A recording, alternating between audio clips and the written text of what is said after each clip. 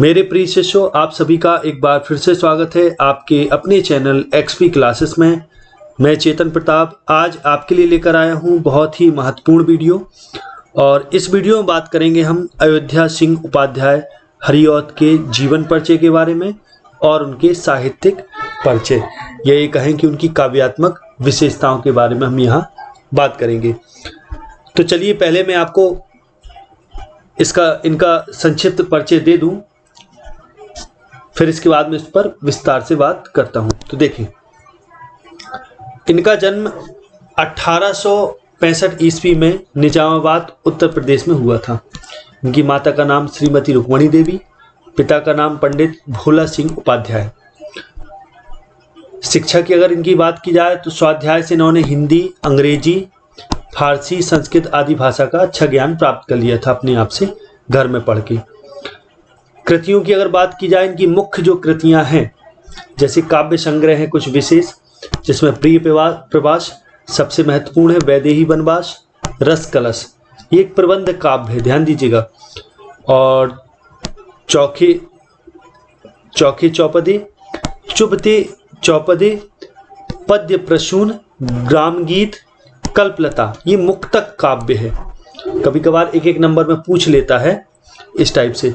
उपन्यास की बात की, इन्होंने कुछ उपन्यास भी लिखे जिनमें प्रेम कांता, ठेठ हिंदी का ठाठ, अधखिला फूल।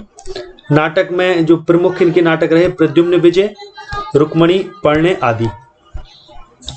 अगर उपलब्धियों की बात की जाए कि इनको हिंदी साहित्य में कौन कौन सी उपलब्धियां प्राप्त हैं, तो हिंदी साहित्य सम्मेलनों की ये सभापति भी रहे। ये इनकी एक विशेष उपलब्धि थी कि जितने भी साहित्य सम्मेलन इनके समय में हुआ करते थे उनके ये सभापति रहा करते थे। अब अगर बात की जाए तो इनको कवि सम्राट कहा जाता था, साहित्य वाचस्पति आदि की उपाधियां इन्हें प्राप्त थी। और प्रिय प्रवास पर इन्हें मंगला प्रसाद, पारितोषिक आदि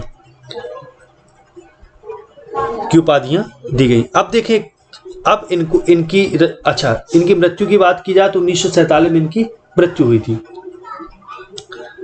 तो ये तो मैंने आपको इनका जीवन परिचय बताया है, हालांकि इनकी कृतियों पर मैं आगे विस्तार से बात करूंगा। तो अब इनके जीवन परिचय पर थोड़ा विस्तार से बात कर लेते हैं। तो इनका जन्म 1865 ईस्वी में उत्तर प्रदेश के आजमगढ़ जिले के निजामाबाद नामक एक स्थान पर हुआ था। और इनके पिता का नाम पंडित भोला सिंह उपाध्याय और माता रुक्मणी देवी थी। इन्होंने हिंदी, संस्कृत, फारसी आदि भाषाओं का ज्ञान स्वाध्याय से प्राप्त किया था। कहने का मतलब है घर में ही इतनी भाषाएं इन्होंने सीखी। अब इनकी शिक्षा की बात की जाए तो इन्होंने वकालत भी पढ़ी थी और इन्होंने लगभग 20 वर्ष तक, अगर और आगे बात की जाए शिक्षा के बाद, तो 20 वर्ष तक इन्होंने कानूनगो के पद पर भी रहे। किंतु इनके जीवन का ध्येय अध्यापन था, इसलिए इन्होंने काशी हिंदू विश्वविद्यालय में अवैतनिक रूप से अध्यापन कार्य किया। अब चूंकि इनका ये तो शिक्षा के बारे में तो मैंने आपको बता दिया कि इन्होंने वकालत पढ़ी थी, ये ध्यान दीजिएगा, वकालत पढ़ी थी। और शिक्षा की बात की जाए तो भाषाओं का इन्हें हिंदी, अंग्रेजी, फारसी, संस्कृत इन भाषाओं के इन्होंने घर में ही अध्ययन किया था। अब इनकी अगर और आगे करियर में बात की जाए तो ये 20 वर्ष तक कानून को रहे। फिर इसके बाद चूंकि इनकी इच्छा ये थी टीचर बनने की, अध्यापक बनने की, इसलिए इन्होंने एक विश्वविद्यालय में जिसका नाम है काशी हिंदू विश्वविद्यालय, इसमें अवैतनिक शिक्षक के रूप में, अब अवैतनिक शिक्षक का अर्थ होता है जो वेतन पर निर्भर ना रहे, काम भी किया। अब यहां से अवकाश ग्रहण करने के पश्चात ये आजमगढ़ में रहकर रचना कार्य में जुट गए, अर्थात साहित्यिक रचनाएं, काव्यात्मक रचनाएं ये करने लगे। अब इनकी रचना जो एक मुख्य रचना है प्रिय प्रवास पर इन्हें हिंदी के सर्वोत्तम पुरस्कार मंगला प्रसाद पारितोषिक से सम्मानित किया गया। ध्यान दीजिएगा। अब इनकी साहित्यिक गतिविधियों पर बात करते हैं, यानी इनकी काव्यात्मक विशेषताओं के बारे में, या साहित्य में इनको क्या क्या मुख्य स्थान प्राप्त है, इन सब के बारे में भी बात करेंगे। तो पहले बात कर लेते हैं इनकी, अब ये तो होगा अभी तक का जीवन परिचय। अब बात करेंगे इनकी साहित्यिक गतिविधियां या साहित्यिक परिचय या काव्यात्मक परिचय, कुछ भी कह लें। तो उसके अंतर्गत पहले हम लोग बात करेंगे इसमें इनकी कृतियों के बारे में। तो इनकी कृतियों में जैसे प्रिय प्रवास मुख्य कृति रही। ये खड़ी बोली में लिखा गया पहला महाकाव्य। ये नंबर 1 में क्वेश्चन पूछ लिया जाता है कि हिंदी खड़ी बोली का पहला महाकाव्य कौन सा है, तो प्रिय प्रवास। अब दूसरी इनकी कृति है बहुत मुख्य, पारिजात। ये स्फुट गीतों का संकलन है। वैदेही वनवास, सीता के वनवास की इसमें करुण कथा का वर्णन किया गया। और रस कलश, ये रीतिकालीन शैली में ब्रज भाषा में लिखा गया एक ग्रंथ है। अब कुछ इनकी ऐसी रचना रही जो मुक्तक कविताओं के रूप में रही।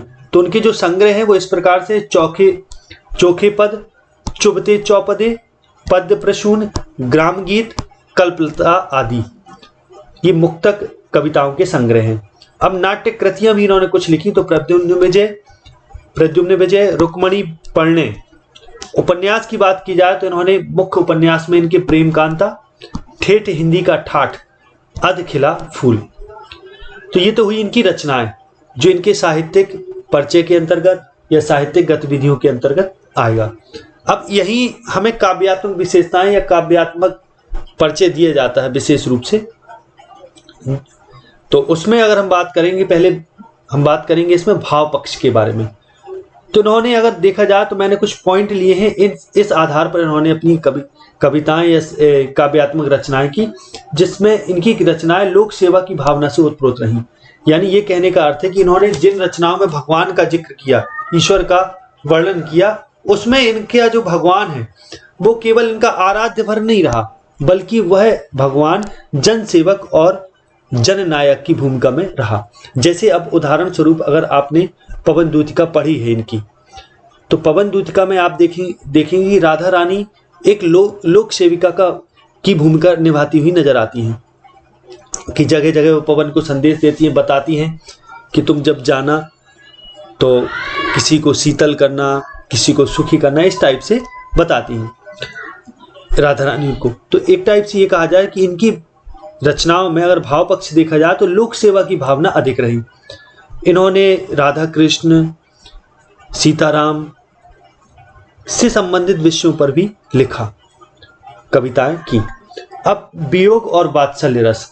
तो प्रिय प्रवास जो इनकी रचना है, इसमें जब कृष्ण मथुरा चले जाते हैं तो उनके मथुरा जाने के बाद ब्रजवासियों और माता यशोदा की जो स्थिति होती है, जो उनकी करुण स्थिति हो जाती है, मार्मिक, उस स्थिति का मार्मिक वर्णन किया। कहने का मतलब है अब वात्सल्य रस कैसे हुआ, माता यशोदा का जो कृष्ण के प्रति प्रेम था वो वात्सल्य रस से भरा हुआ था, और गोपियों और उनके उनके मित्रों का जो प्रेम था वो एक टाइप से जब कृष्ण वहां चले गए मथुरा तो वियोग रस से संपन्न हो गया।